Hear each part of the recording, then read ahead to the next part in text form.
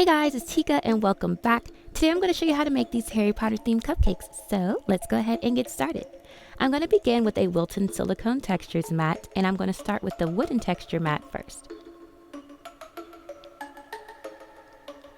I'm going to take about 3 different shades of brown fondant and roll it into a ball and just place this right on top of the mat. And using a rolling pin, I'm going to roll this out nice and flat.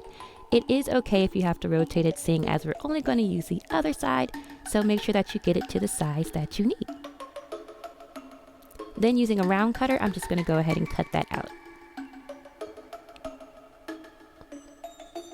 And here we have one of our first bases.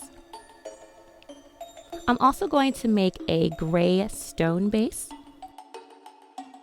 And then I have a couple of just plain bases. This one is beige and I have about 2 burgundy.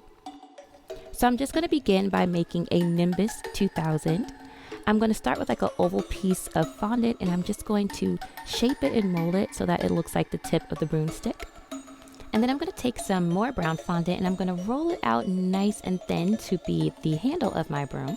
And I'm just going to give it a little detail to make it look more like the Nimbus. I'm going to clip off both of these ends. I'm going to roll the tip of this one nice and thin, and I'm going to flatten the other end. Using the end of a paintbrush, I'm just going to add a tiny hole into the tip of my broom, and with a little bit of water, I'm going to go ahead and attach the broomstick to the broom. I'm going to use the end of my fondant tool, and I'm going to create a little detail to make it actually look like a broom. And then with some yellow fondant, I'm going to add some of the metal detailing that was on the Nimbus. And now I'm just going to attach this to a burgundy base with a little bit of water.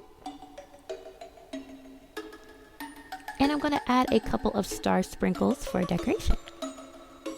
Now it's time to work on the sorting hat. So I have a nice cone-shaped piece of chocolate fondant right here, and I'm just going to shape it into the silhouette of our sorting hat. And using the end of my paintbrush again, I'm going to add some of the detailing to make it look like he has a face.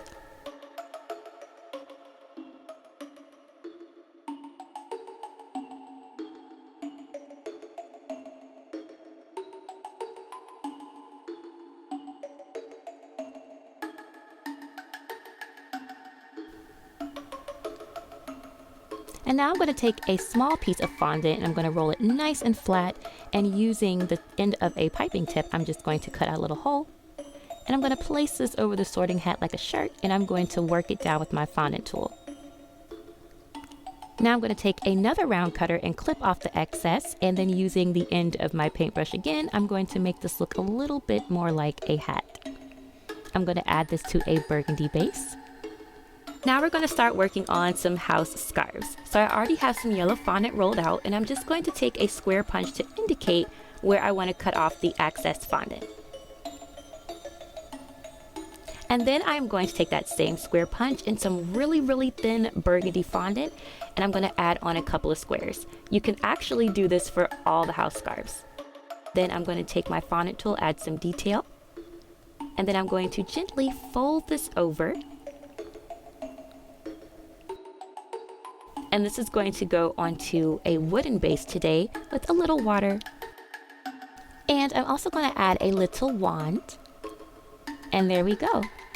Now we're going to start working on a cauldron. And I'm just taking a little black fondant and I am rolling it into my hands into like the most perfect ball ever.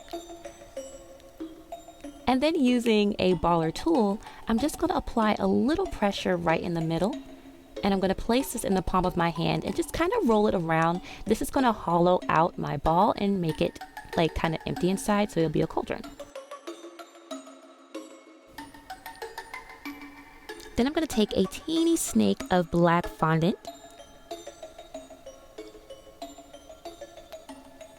And I'm just going to put this around the rim of that hole.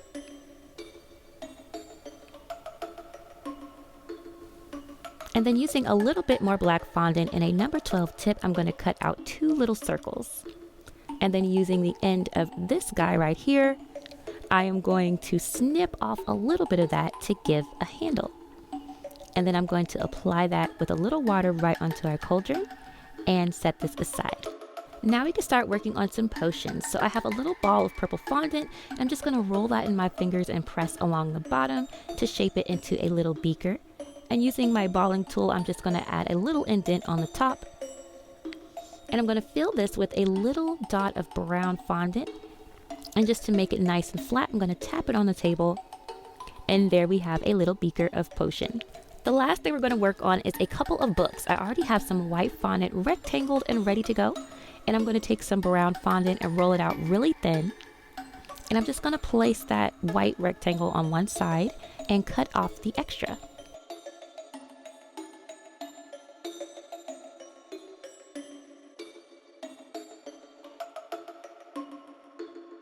And there we have a book.